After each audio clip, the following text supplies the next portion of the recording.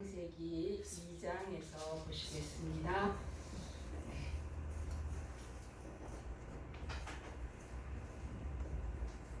창세기 2장 18절에서 25절 말씀까지 우리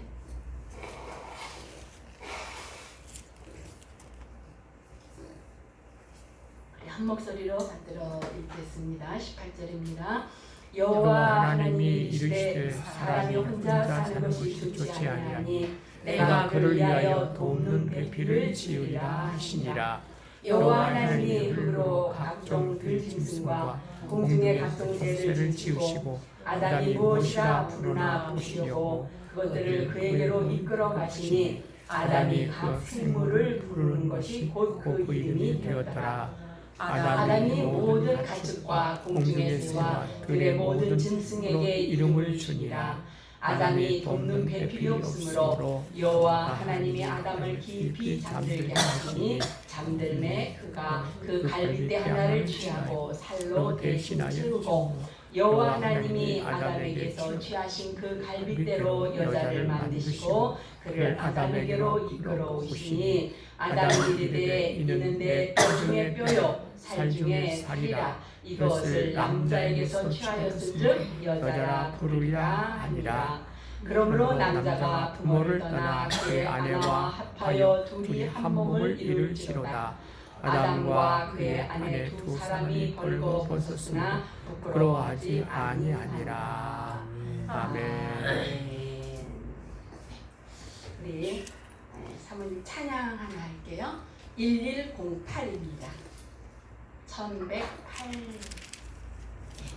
하나님께서 우리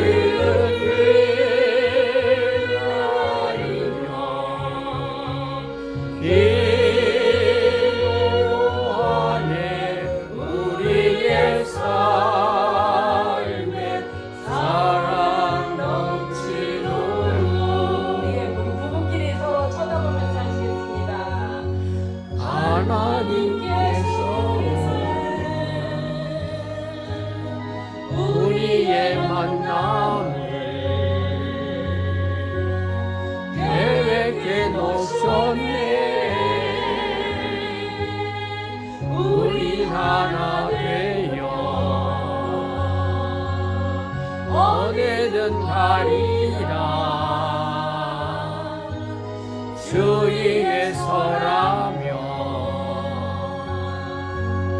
무엇이든 하리라. 당신과 함께하네. 우리는 하나 되어 함께 걷네. 하늘 아버지 사랑 안에서 우리는 길 아리며 기도하네. 우리의 삶에 사랑 넘치도록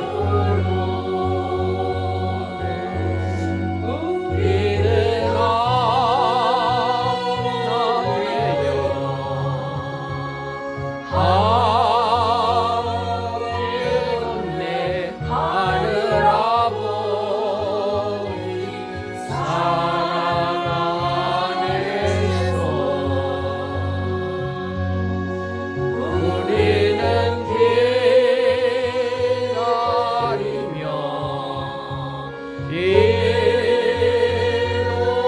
기도하네. 우리의 삶에 사랑 넘치도록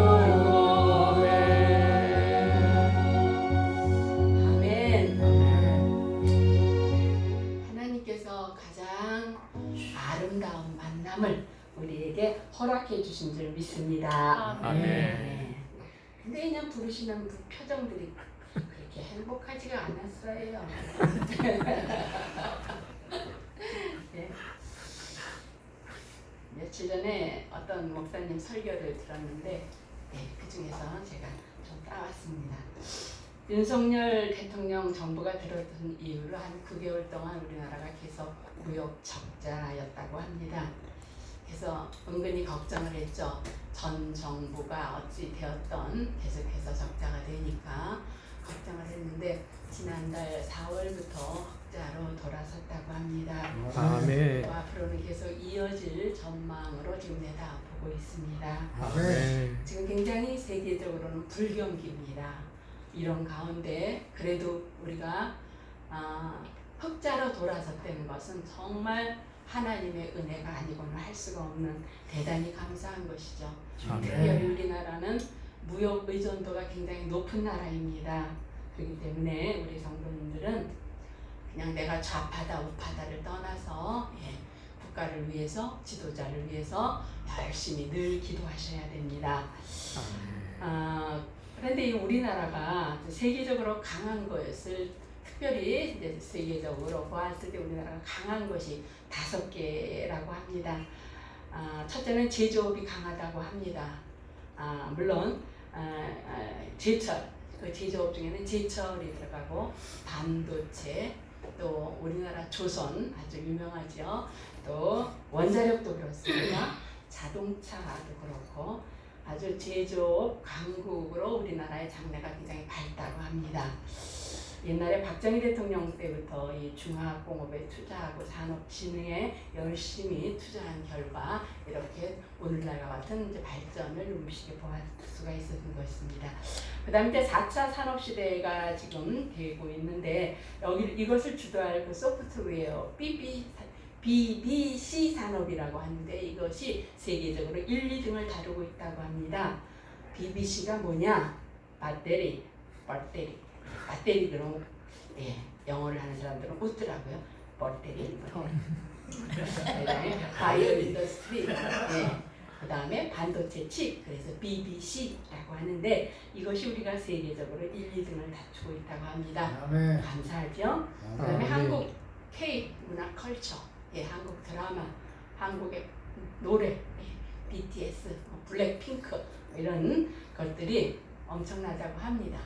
그래갖고 지금 북한에서는 이 젊은이들 사이에 이 남한의 드라마라든가 이 노래를 굉장히 많이 듣고 그러는데 그로 인해 가지고 많은 사람들이 탈북도 하고 그로 인해서 걸리기만 하면 지금 막 수용소로 보내고 그런다고 하죠. 엄청 굉장히 엄하게 다스린다고 합니다. 북한의 젊은이들이 흔들리고 있기 때문에. 그 다음에 우리나라에서 강한 것이 민주주의라고 합니다. 네, 우리가 들을 때는 좀 이해가 안 가는 면이 있습니다만 우리가 볼 때 우리나라 정치가 짜증나잖아요. 그렇죠? 대통령을 뽑았다 탄핵을 시켰다가 뒤집어 엎었다가 전 정권에서 한 거 도로 뒤집어 엎었다 참말로 힘나는데 그런데 그래도 초대 건국 대통령 이승만 대통령이 우리나라를 자유민주주의 기초 위에 닦았기 때문에 세웠기 때문에 이 아시아에서 민주주의를 제대로 할 수 있는 나라는 대한민국밖에 없다라고 그렇게 미국에서 본다고 합니다. 다섯 번째 강한 것이 뭐냐? 예, 우리 개신교 프로테스탄트 처치라고 합니다.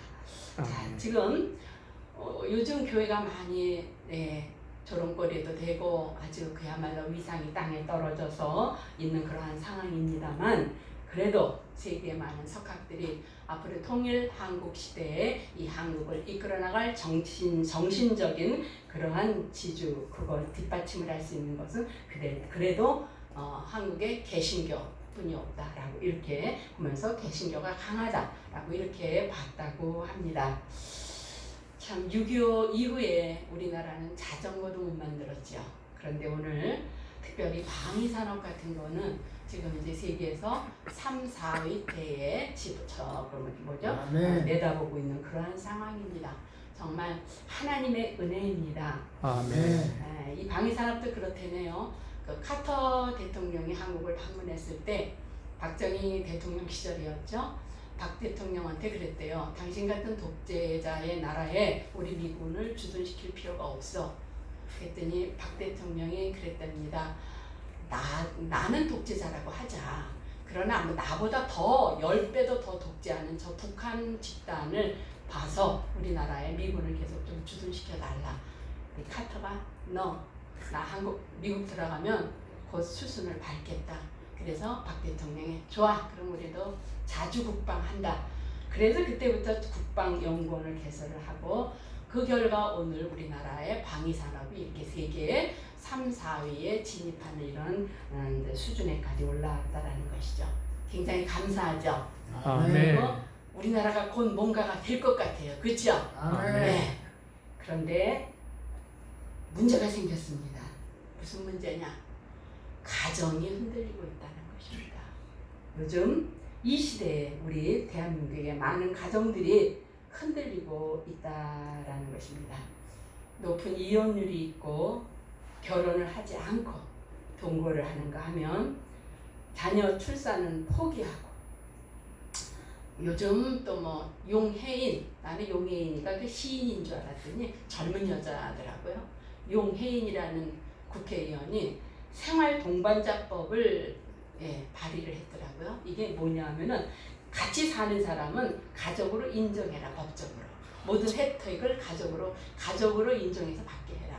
그러니까 거기는 이제 그러니까 동성이 가정을 이루어도 가정으로 인정해라 이 말이 들어가는 거고 비혼 동거하는 가족도 가족으로 인정해라. 가족 같은 혜택을 받게 법적으로 인정해라. 이러한 것이 지금 발의가 되었습니다.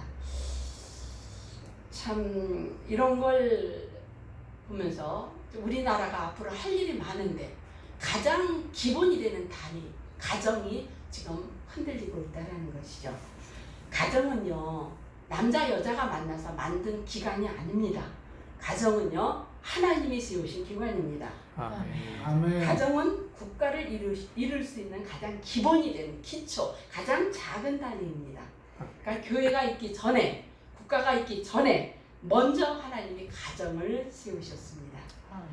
로마가 그렇게 강했지만 로마가 하루아침에 무너진 것, 그것은 가정이 없었기 때문입니다. 집은 있었습니다. 많은 해외에서 데리고 온, 정복에서 데리고 온 노예들로 인해서 여자들도 할 일이 없고 그러면서 집은 있지만 가정이 없는 그러한 나라 로마였고 비스비어스 화산으로 멸망한 폼페이우도 역시 가정이 없기 때문에 하나님의 징벌의 방법으로 그렇게 화산의 폭발로 나라가 온전히 묵히게 되는 그와 같은 상황이 벌어진 것입니다. 그러므로 가정의 파탄은 교회의 파탄이요, 국가의 파탄이요, 이렇게 확장되어 나가는 것이죠.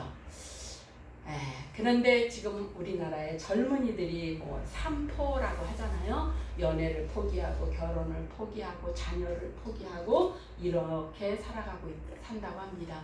정말 우리 젊었을 때는요, 정말 더 어렵고 힘든 상황에서도 자녀들을 다 낳고 잘 살았는데, 지금 이와 같은 그러한 시기라 그렇다고 합니다. 그러니까 이것이 정말 우리나라의 위기입니다. 우리는요, 그래서 국민들한테 물어봤대요. 우리나라의 위기가 어떤 것이 제일 위기래? 우리나라의 지금 상황 중에서 무엇이 가장 큰 위기라고 첫 번째 위기가 뭐냐 물어봤더니 우리가 생각할 때는 북한 김정은의 핵 같잖아요. 그런데 그게 아니고 가정의 위기를 뽑았다고 합니다. 이런 거 뽑을 땐 정신이 제대로 있는 것 같아요. 가정의 위기다. 그 다음에 이제 뭐 북한의 핵도 들어가고 뭐 집단 간의 갈등, 뭐 요즘 노사분교, 여야 대립, 지방 갈등, 빈부 갈등 이런 것들을 경제 불황 이런 걸 뽑았다고 하는데, 위기 중에서 우리가 가장 심각하게 느끼는 위기가 바로 가정의 위기다라고 이렇게 국민들도 느끼고 있다는 거죠. 결혼은 자꾸만 감소하고, 결혼이 감소하니까 이혼율도 감소한대요. 그러니까 이혼율이 조금씩은 감소하는데 좋은 게 아니랍니다. 결혼을 아예 안 하기 때문에 그렇게 되고 있다고 합니다. 그러면서도 이혼은 계속되고 있고, 동거하는 사람이 늘어나고 있습니다. 동성애자들이 증가하고 있고, 얼마 동안만 같이 살자 그러는 계약 결혼이 있고, 결혼을 해도 자녀를 낳지 않습니다. 그리고 반려동물을 내가 아빠니 엄마니 하면서 그렇게 살아가고 있습니다. 그러니까 이렇게 건전하지 못한 가정들이 지금 우후죽순처럼 일어나고 있다는 거죠. 그나마 다행인 것은 우리 그래도 믿는 기독교 믿음의 가정들은 그나마 이혼율이 가장 낮고 그래도 가장 건전한 가정생활을 이루고 있다라고 합니다. 오늘 우리가 읽은 성경 18절에 보면은요, 하나님께서 이르시되 사람이 혼자 사는 것이 좋지 아니하니 내가 그를 위하여 돕는 배필을 지으리라 라고 말씀하십니다. 하나님께서 창세기 1장 1절부터 천지를 창조하셨죠. 첫째 날 빛을 만드셨고 보시기에 좋았더라. 셋째 날 물과 바다와 심에 있는 나무와 열매를 만드시고 보시기에 좋았더라. 4일 날 해와 달을 만드시고 하나님 보시기에 좋았더라. 5일날 물고기와 새와 해를 만드시고 하나님 보시기에 좋았더라. 6일날 육직과 짐승과 여자 남자를 만드시고 하나님 보시기에 좋았더라 라고 하셨습니다. 그러니까 이거를 우리가 상상해 보면요, 정말 이 에덴, 하나님의 보시기에 좋았더라, 이 에덴 동산은 하나님이 정말 심혈을 기울여서 만든, 정말 모든 것이 전혀 하나도 부족함이 없는, 보시기에 아름답고 모든 먹는 것이 완벽하게 다 갖춘 그러한 완전한 완벽한 그러한 곳이었고 하나님의 정원이었다라고 생각이 들지 않아요? 에덴 동산은 하나님이 하나님의 정원으로, 또 하나님의 성소로, 우리 인간에게는 하나님을 향한 있는 성소로 그렇게 만드신 것이 에덴이었다라고 생각을 합니다. 근데 오늘 우리 본문에 보니까 좋지 않다라는 말씀이 처음 나옵니다. 모든 것이 하나님의 보시기에 좋았더라 하시더니 오늘은 사람이 혼자 사는 것이 좋지 아니하다라고 말씀을 하시죠. 그러니까 아직까지는 보시기에 좋았더라, 보시기에 좋았더라 했는데 보니까 하나님이 실수를 하신 건지 보시기에 좋지 않았습니다. 무언가 더 채워져야 할 것이 있었다라는 것이죠. 그러니까 환경이 완벽해도 우리 사람은요, 누군가와 이렇게 교감하는 이러한 대상이 없으면 우리는 만족할 수가 없습니다. 아무리 잘 먹고 잘 살고 엄청난 대접을 받고 살아도 서로 교제할, 사랑할 대상이 없으면 우리에겐 만족이 없는 거죠. 그래서 하나님께서는 창조하실 때 창조의 마지막 날 하나님의 형상을 닮은 남자와 여자를 창조하시고 그들로 하여금 가정을 이루게 하신 것입니다. 그러니까 천지 창조의 마지막 절정은 바로 가정의 탄생으로 이제 천지 창조가 끝을 맺게 됩니다. 아멘. 그러니까 이 가정은요, 하나님이 만드신 가장 보시기에 완벽한 아름다운 하나님의 정원과 같은 그러한 가정을 만드셨다라는 것이죠. 이 가정의 기본 기초가 뭐예요? 바로 남자와 여자 부부 관계입니다. 예수님은 오셔서 그랬죠. 이제는 둘이 하나가 아니요 한 몸이니 그러므로 하나님이 짝지어 주신 것을 사람이 나누지 못하니라. 아멘. 이 부부는요 한번 결혼을 하면요 요새 100세 시대라고 그래요. 잘하면 70년을 해로를 하게 됩니다. 아 징그러워요. 바꿀 수도 없고. 예, 그렇게 오래 해로를 하니까 잘 만나야 됩니다. 하나님이 뭐라 그랬어요? 짝지어 주신 것을 나누지 못한다 그랬잖아요. 요즘 텔레비 프로에 뭐 나 혼자 산다 그런 거 있죠. 또 뭐 돌싱, 미운 오리 새끼, 내 새끼, 미운 내 새끼. 예, 아무튼 그런 거. 예, 그런 건 다 지금 문제 있는 프로입니다. 그런 건 뭐예요? 다 나이 들어서 혼자 살아도 멋있다, 재밌다, 자유롭다. 이거를 지금 주장하는 것이 그런 프로그램인데, 예, 자유로운 것 아닙니다. 그것은 회복해야 될 지금 상태인 것이죠. 이와 같이 가정은요, 하나님이 만드신 것을 사람이 나누지 못하니라. 가정은 영속적인 것입니다. 이거는 일시적인 게 아니에요. 한번 결혼하면 죽을 때까지 영속적이에요. 나누지 못하느니라. 하나님이 말씀하셨어요. 예, 그러니까 60이 되든 70이 되든 같이 사는 날까지는 같이 살아야 되는 것이 예, 부부관계입니다. 반면에 자녀는요 어때요? 일정 기간 부모와 같이 살지만 때가 되면 그 역시 가정을 이루기 위해서 부모를 떠나 그래서 예, 부모를 떠나 아내와 합하여 둘이 한 몸을 이룬다라고 했으니까 부모와 자녀 관계는 영속적인 관계가 아니고 일시적인 관계라는 것입니다. 그러니까 이 세상에 영속적인 관계, 하나님께서 명령하신 영속적인 관계는 오직 부부 사이밖에는 없다는 것입니다. 이 관계를 허락하신 하나님께 감사하실 수 있기를 바랍니다. 아멘. 여기서 돕는다라는 말은 히브리어로 에제르라고 합니다.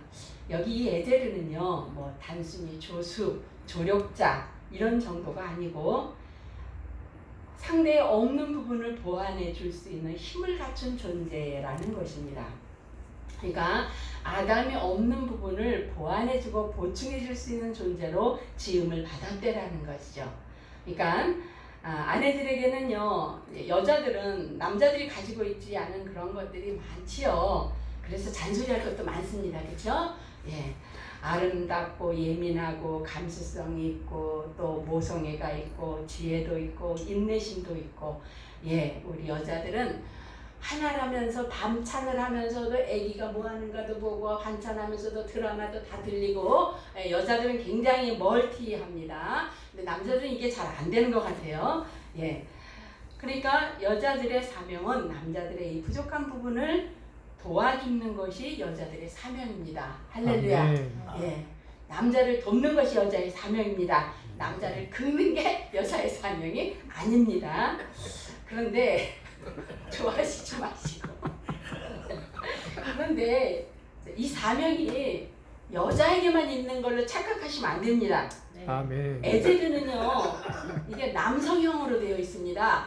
예, 그러니까 아내에게만 해당되는 말이 아니라는 것이죠. 남편에게도 해당된다는 말입니다. 할렐루야. 아멘. 네, 그러니까 남자들이 설거지하는 거 엄청 뭐 내가 아내를 도와줬다 뭐 어깨 으쓱할 필요 전혀 없다라는 것입니다. 왜? 하나님이 남성에게도 똑같은 에제르 너는 아내를 도와라. 아내는 남편을 도와라. 라고 하신 것이 하나님의 뜻이라는 것입니다. 아멘. 아멘. 아멘. 그러니까 부부는 서로 뭐예요? 피차 돕는 예, 그러한 존재라는 것이죠. 제가 살아보니까 사실 부부라는 이 조직이요 굉장히 합리적입니다. 예, 살아보니까 그렇더라고요. 물론 자 싸우고 잘 안 맞을 때는 그야말로 로또고 왼수 네 글자라 하면 평생 왼수입니다만 그러나 정말 하나님의 그 이 말씀대로 서로 돕는 배필로 살 때는요 정말 가장 너무나 합리적이라서 아름답기까지 한 것이 바로 이 부부관계라는 것입니다. 아멘. 예, 우리는 모두 이런 부부관계가 서로 도울 수 있는 배필들이 있는 복된 사람들임을 감사하시기 바랍니다. 아멘. 오늘 황혜신 집사님이 계시면 어쩔까 해서 오자마자 자리를 봤더니 황혜신 집사님이 안 계셔서 그래도 말씀 전하는데 조금은 자유롭겠구나라고 생각을 했습니다. 그렇습니다. 우리 부부 하나님이 만드신 부부관계라는 게 하나님이 하셨는데 얼마나 잘 만드셨겠어요, 그렇죠? 예, 정말 서로 이 하나님의 말씀대로 서로 돕는 배필로 살아갈 때 부부라는 것은 이 세상에서 가장 합리적이라서 아름답까지 한 기관이 바로 부부라는 것입니다. 그러니까 부부는 서로 상대를 위해서 존재하는 것입니다. 나를 위해서 존재하는 것이 아닙니다. 그러니까 배우자의 연약함이나 부족함 그것을 돕는 것이 바로 내 존재의 이유라는 것입니다. 아멘. 아멘. 아멘. 내 존재의 이유가 뭐라고요? 상대의 부족을 도와주는 것이 바로 내가 존재해야 될 이유라는 것입니다. 아멘. 예, 그것을 잘 행하실 수 있기를 바랍니다. 그리고 이제 19절에 보니까 하나님께서 각종 들짐승 새를 지으시고 아담에게 와서 이름을 짓게 하셨습니다. 이름을 지어준다라는 것은 뭐냐면요, 우리가 자녀를 낳으면은 자녀의 이름을 부모가 지어주잖아요. 그것은 무슨 뜻이에요? 바로 내 것이라는 것이죠. 그리고 그를 보살펴야 되고 잘 다스리고 번성할 수 있도록 보살펴야 된다라는 것이죠. 그래서 각종 들을 짐승과 새들을 물고기의 이름을 다 짓도록 그렇게 했습니다. 그런데 그런 걸 하면서 아담이 느낀 게 뭐예요? 모든 것들은 다 짝이 있더라는 거죠. 그런데 자기만이 짝이 없음을 아담은 이름을 지으면서 무의식적으로 느꼈을 것입니다. 어찌해서 나만 혼자인가? 하나님께서는 그를 잠들게 하셔서 갈빗대를 뽑아서 그래서 그 갈빗대로 여자를 만드시고 아담에게로 이끌어 오셨다. 22절에 그렇게 되어 있습니다. 그러니까요, 우리가 결혼은 내가 고르고 골라서 결혼한 게 아니에요. 여기 보니까 어떻게 돼 있어요? 하나님이 내게로 이끌어 오셨다라는 거예요. 할렐루야.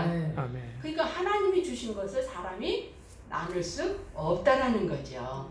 내가 고른 게 아니에요. 하나님이 내게 이끌어 주셨다라는 것을 믿으시기 바랍니다. 아멘. 집과 재물은 조상에게서 상속하거니와 슬기로운 아내는 여호와께로 말미암느니라. 아멘. 그래서 결혼을 위해서는 무엇보다도 할 것은 두 눈 크게 뜨고 찾을 것이 아니라 기도로 준비를 해야 됩니다. 그러므로 남자가 부모를 떠나 그 아내와 합하여 둘이 한 몸을 이룰지라. 이제는 부모를 떠나서 경제적으로, 신앙적으로, 육신적으로 다 독립해야 된다라는 것이죠. 그리고 25절에 보니까 아담과 그 아내가 벗었으나 부끄러워 아니하더라. 이것이 부부의 최초의 모습입니다. 팀 컬리라는 사람이 결혼의 의미라는 책에서 두 사람이 벌거벗었으나 부끄러워 아니한다라는 이 말의 뜻을 모든 것을 투명하게 다 보여주는, 또 다칠지도 모르는 그러한 부분까지 다 드러내는 그것이 바로, 그러니까 더 이상 감출 것이 없는 그러한 상태를 벌거벗었으나 부끄러워하지 아니한 상태다라고 이렇게 해석을 했습니다. 그런데 이렇게 벌거벗었으나 부끄럽지 아니한 상태가 언제 가리는 상태가 되었느냐? 아담과 하와가 하나님의 명령을 어기고 선악과를 따먹은 후, 범죄 후에 이들은 부끄러움과 수치심을 알게 되었고, 그래서 가리기 위해서 무화과 나무 잎으로 치마를 엮고 입었고, 그것은 얼마 못 돼서 말라 죽었고, 하나님께서는 그들에게 부끄러움과 수치를 가리기 위해서 양을 잡아 가죽을 벗겨 그들에게 입히는 그와 같은, 내가 죄는 저질렀지만 양이 죽는 이와 같은 일을 할 수밖에 없는 상황을 만들었다라는 것입니다. 그러므로 우리가 그 하나님께서 처음 주신 에덴의 그런 원초적인 가정으로 회복하려면 부부간에 비밀이 없고 숨기는 것이 없어야 된다는 것이죠. 비밀이 있고 숨기는 것이 있다는 것은 마치 무화과 나무 잎으로 치마를 입어서 가리는 것과 같다라는 것입니다. 그것은 오래가지 못하고 마침내 드디어 때가 되면 드러나게 되어 있다는 것입니다. 그러므로 서로 약점을 드러내고 투명하게 그렇게 살 때 하나님께서 역사하시고 성령님이 역사하여 주실 줄 믿습니다. 또 우리가 이렇게 믿는 믿음의 가정들이요, 서로 이렇게 아름답게 살 때 이 모습, 우리가 지금 전도하기 힘들잖아요. 그런데 믿음의 가정들이 이렇게 아름다운 부부로 살아가는 것을 많은 사람들이 봄으로써 교회 다니는 가정들은 저렇게 사는구나 라고 생각을 들 수 있도록 우리가 선교적인 삶을 살아야 된다라는 것입니다. 할렐루야. 전도가 어렵습니다. 그러나 믿는 사람들은 이렇게 하나님이 만드신 아름다운 완벽한 부부관계를 살아가면서 선교적인 삶의 본이 될 수 있기를, 하나님의 정원 같은 삶을 살아갈 수 있기를 바랍니다. 성경에 보면은요, 사무엘 4기에 보면 엘가나라는 가정이 나옵니다. 엘가나 아내는 한나입니다. 우리는 한나는 더 잘 알아요. 남편 엘가나 이름을 오히려 잘 몰라요. 한나가 주인공인 줄 알아요. 그런데 엘가나 그는 이제 사람이 있는데 부인이 한나입니다. 그런데 그가 아기를 낳지 못하니까 첩을 띄웠고 그 이름은 분인나입니다. 이 분인나는 자녀를 많이 생산했습니다. 반면에 한나는 아기를 얻지 못했습니다. 그래서 한나는 마음이 괴로워서 실로에 올라가서 여호와께 기도하고 통곡하며 서원 기도를 했습니다. 소리내지 못하고 흐느끼면서 입술만 달짝달짝 하면서 계속해서 기도를 하니까 영적으로 어두웠던 엘리 제사장이 너는 무슨 낮에 포도주를 먹고 지금 이렇게 하느냐라고 했더니 한나가 그러죠. 내가 포도주를 먹은 게 아니고 내가 너무 마음이 아파서 지금 이렇게 기도하고 있습니다 라고 말하니까 엘리 제사장이 그러냐, 여호와 하나님께서 너의 기도를 들으시고 응답하시기를 원하노라 하고 축복 기도를 했다라고 되어 있습니다. 그리고 그 말을 듣고 이 한나는 이제 여호와 앞에 경배하고 라마 자기 집으로 돌아갔고, 엘가나가 그의 아내와 동침함에 여호와께서 그를 생각하셔서 잉태한 아들이 바로 사무엘입니다. 근데 여기 사무엘상 1장을 읽어보면요, 이 두 부부의 이름이 참 많이 나와요. 둘이 같이. 그러니까 구약에선 굉장히 이런 일이 드물거든요. 되게 남자들 이름만 나오잖아요. 어쩌다 이제 여자 이름들이 나오긴 나오지만 잠시 지쳐가는 이름인데 이 두 부부의 이름은 계속 연속해서 나오는 경우가 몇 군데 있습니다. 그러니까 나란히 이렇게 굉장히 엘가나와 한나가 이렇게 계속 나오고 있는 것을 볼 수가 있는데요. 굉장히 아름다운 그런 모습입니다.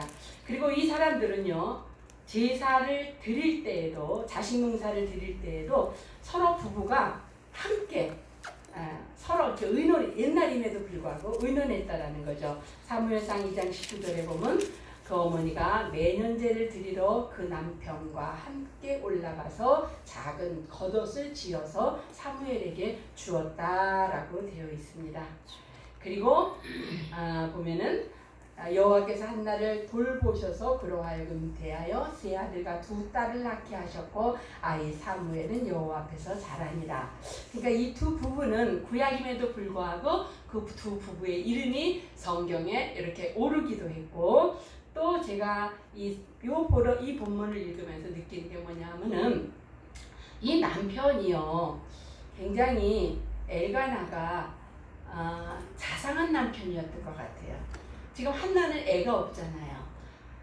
그럼에도 불구하고 보면은 사무엘상 1장 8절에 보면 내가 그대의 10아들보다 낫지 아니하냐. 말만 들어도 굉장히 따뜻한 남편의 말입니다. 그러면서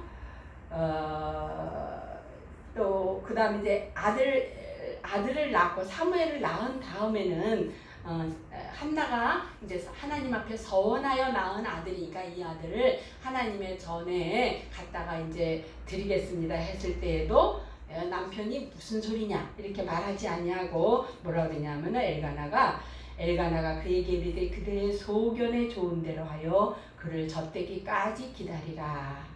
오직 여호와께서 그의 말씀대로 이루시기를 원하노라. 그러니까 이 엘가나가 굉장히 그 시대의 남편이었음에도 불구하고 자기 주장만 하고 여자의 의견을 무시했던 그러한 남자가 아니었다라는 것을 우리가 본문을 통해서 볼 수가 있습니다. 그러니까 이 가정이 참으로 아름다운 가정이었던 것 같아요. 그 당시 자식을 낳지 못하면 저주받은 여성으로 기록될 수밖에 없었던 그런 한나, 질투의 시상 그런 대표자가 될 수 있는 그런 한나였지만, 그러나 한나야말로 신앙으로서 모든 고통을 이긴 믿음의 어머니가 될 수 있었고, 그리고 그의 남편 엘가나는 그 아내를 옆에서 따뜻하게 위로하고 격려하고 존중하는 그러한 남편이었다라는 것입니다. 그래서 이 가정을 보면서 정말로 아름다운 그런 믿음의 가정이었구나 이런 생각을 해본다라는 거죠. 이 분인나라는 것은 분인나의 뜻이 산호, 진주 뭐 이런 뜻이랍니다. 그러니까 굉장히 좀 아름다웠던 것 같아요. 이 엘가나 남편이 분인나에게도 실로에 올라가서 제사할 수 있는 그런 예물을 다 줬지만 성경에 보면 분인나가 가서 예배를 드렸다라는 말씀은 나오지 않고 있습니다. 분인나는 자식을 믿었는지 자기의 아름다움을 믿었는지 남편을 믿었는지 아무튼 성전에 올라간 일이 기록되지 않았습니다. 그러나 한나는 이름의 뜻이 밑으로 절하다라는 뜻이라고 합니다. 그러니까 엎드려서 절하고 애통하고 통곡함으로 인해서 그래서 하나님으로부터 긍휼을 받아 그래서 마침내 세 아들과 두 딸을 낳게 하는 그러한 또 믿음의 귀한 사무엘을 낳게 하는 그러한 어머니로 잘 수 세울 수 있었다라는 거죠. 엘가나는 어땠습니까? 한나를 한나 되게 한 사람이 바로 엘가나라고 생각을 합니다. 엘가나가 한나를 무시하고 자녀만을 본 그러는 분인나 말을 이뻐하고 무시했더라면 한나가 한나 되지 못했을지도 모른다라는 생각이 듭니다. 엘가나는 자녀가 없는 한나를 이해했고 헤아려줬고 늘 곁에서 내가 10아들보다 낫지 아니하냐 그의 의견도 존중하고 그리고 굉장히 정중하며 늘 동행하는 그러한 남편이었다라는 것입니다. 그런 그 가정에서 선지자 사무엘 같은 그러한 대선지자가 나올 수 있었고 그를 통해서 왕정시대 건국의 기초를 놓는 그와 같은 기도의 사람을 세울 수 있었다라는 것이죠. 그렇습니다. 우리 모든 가정 이 엘가나와 한나의 가정에는 자녀가 없는 문제가 있었지만 모든 가정에는 다 문제가 있습니다. 자, 그런데 그 문제를 어떻게 했습니까? 한나는 하나님 앞에 직접 가지고 가서 아랬다라는 것입니다. 이 우리 가정의 문제를 내 문제를 남편에게도 찾지 아니하고 제사장에게도 말하지 아니하고 실로 성소로 직접 나가서 하나님 앞에 진솔하고 간절한 기도를 올렸을 때 그랬을 때 하나님께서 우리의 문제, 가정의 문제를 다 해결해 주셨음을 우리는 사무엘상에서 우리는 볼 수가 있습니다. 그렇습니다. 시편 기자는 내 집 안방에 있는 아내는 결실한 포도나무 같다라고 말씀하십니다. 결실한 포도나무가 결실하려면요 언제 결실해요? 가을, 여름에? 여름에. 그렇습니다. 그것들이 또 심어서 몇 년 돼야지 그렇습니다. 근데 요즘들은 결혼하면은요 그냥 결실을 기다리지 못하고 이혼하는 젊은 그런 사람들이 많이 있습니다. 기다려야 됩니다. 결혼해서 결혼 초기에 제일 많이 싸우죠. 그렇죠? 서로 다른 환경에서 자랐기 때문에 생각이 다르고 서로 그래서 제일 많이 싸웁니다. 결실할 때까지 좀 더 기다려야 됩니다. 그러면 최소한 결실할 때까지 기다리다 보면 아름다운 결실을 맞게 될 수가 있다는 것입니다. 하나님이 세상을 창조하시고 사람을 만드신 후 가장 처음 하신 일이 바로 부부, 가정을 만드신 것이었고 이 가정을 통해서 교회가 생겼고 국가도 생겼습니다. 그렇습니다. 모든 집단은 부부에게서 출발하고 가정에게서 출발을 합니다. 그런데 이 사단이 역사를 해서 하나님의 귀한 선물, 하나님의 아름다운 정원을 파괴하려고 끊임없이 시도를 하고 있는 것이 요즘 상황입니다. 결혼을 포기한다느니, 출산을 포기한다느니, 계약 결혼을 한다느니, 동성애를 한다느니, 결혼을 하면 행복은 끝이고 불행의 시작이라는 등 이렇게 엉뚱한 얘기로서 마귀는 가정을 회피하라고 그렇게 하고 있습니다. 그리고 나 혼자 산다, 미운 우리 새끼 이런 거 우리 새끼 우리 새끼 아니고 이거 다 뭐예요? 결혼 나이가 들면 결혼하고 가정을 이루어야 한다는 이런 고정관념을 깨려고 하는 것이 바로 이런 프로그램들입니다. 우리는 지금은 아기도 정자은행에서 유전자 좋은 정자 남자를 골라서 하는 이런 것까지 지금 생각하고 있고 또 어딘가에선 이루어지고 있는 그러한 상황이기도 합니다. 이 모든 것은 하나님이 만드신 매뉴얼에서 벗어난 것임을 우리는 분명히 깨달아야 합니다. 과학이다. 그럴 수도 있지. 아닙니다. 그리고 나 하나 애기 안 낳는 게 무슨 문제가 되랴? 아닙니다. 특별히 문제가 있어서 아기를 낳고 싶어도 못 낳는 가정이 있습니다만은 그러나 우리 가정이 아기를 안 낳으면 우리 가문이 끊기는 것과 똑같습니다. 우리 국가의 젊은이들이 다 아기를 안 낳으면 60년 후에는 대한민국은 자동 소멸됩니다. 그러니까 결혼은 두 사람이 서로 좋아서 하기도 해야 되겠지만 하나님의 명령이기 때문에 꼭 해야 되고 출산도 서로 사랑의 결실이니까 낳아야 되겠지만 하나님께서 생육하고 번성하라 하나님의 명령이기 때문에 해야 됩니다. 그리고 부부가 서로 돕는 것 이것도 필요하고 잔소리 듣기 싫어서가 아니라 이것도 하나님의 명령으로 받으실 수 있기를 바랍니다. 그래서 결혼은 선택, 연애는 필수. 이것 잘못된 말입니다. 마귀가 선동하는 말입니다. 하나님의 명령에 결혼, 출산, 서로 돕는 아름다운 그런 가정을 이룰 수 있기를 바랍니다. 가정의 문제, 인생의 문제 다 하나님께 있습니다. 말씀에 있습니다. 여호와를 경외하는 것이 그것이 바로 복 있는 삶의 삶이라고 이렇게 말씀을 하고 있습니다. 만복의 근원이신 하나님을 믿고 하나님을 높이며 하나님 말씀대로 이렇게 살다 보면 하나님이 주시는 모든 복을 누릴 수 있는 그런 복된 가정이 될 수 있을 것입니다. 우리 사랑하는 성도님들, 우리 여기 있는 분들은 다 아름다운 가정을 이루고 있는 분들입니다만 더 나아가서 선교적인 삶으로까지 선교적인 가정으로 나아가서 증거하고 전도하는 아름다운 하나님의 정원과 같은 가정들을 이루실 수 있기를 주님의 이름으로 부탁을 드립니다. 아멘. 사랑의 하나님 감사합니다. 오늘 부부주의를 맞이하여서 아버지 하나님 함께 가정이라는 부부라는 단위를 생각해 보았습니다.